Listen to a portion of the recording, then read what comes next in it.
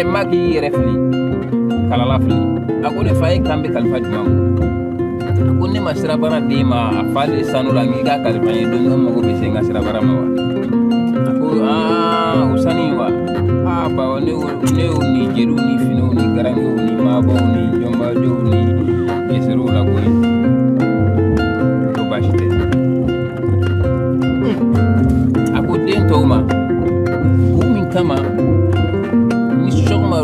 alfa maki kali jelu nyamakala ubera jele ka teme hauka na ubororo mbe maki de fokute haufu akumi ni fonisire de ne shanu min daw makaka kalfa beita da fani ne mangashu alfa maki kama ya bula yani awere kala je saki harma dimbe nyumange du goloka ani minti nyumange eski sarawe kile hal ala rebu utekle là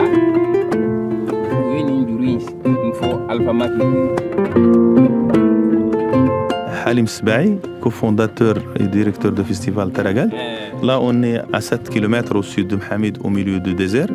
Mohamed, c'est la dernière oasis de la vallée du Dra. La vallée du Dra, ça s'étend de Agdez jusqu'ici sur 200 km. Et on est à la dernière oasis avant le désert, c'est la porte du désert.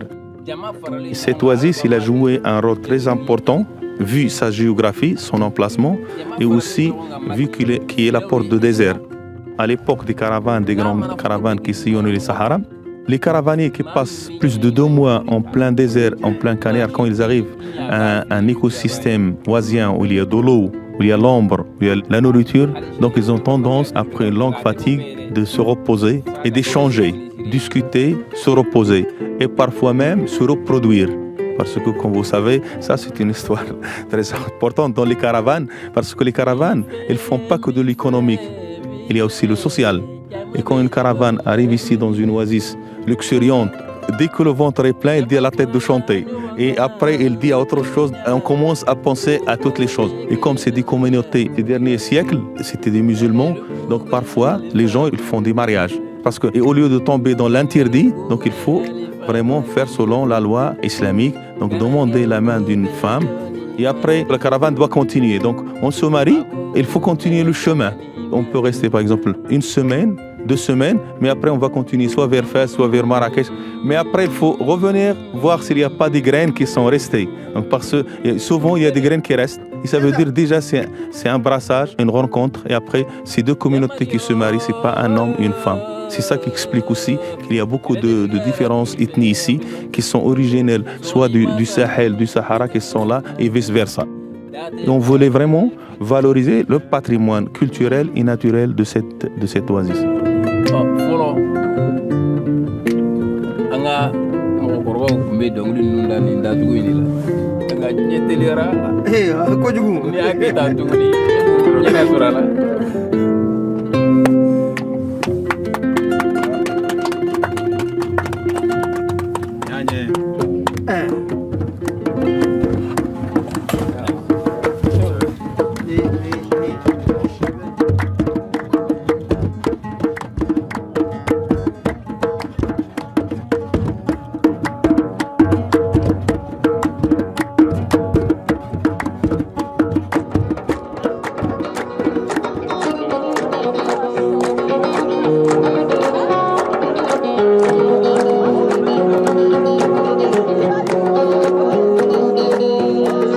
Depuis les années 80 jusqu'à maintenant, la région a connu beaucoup d'années de sécheresse avec le changement climatique et tout ça.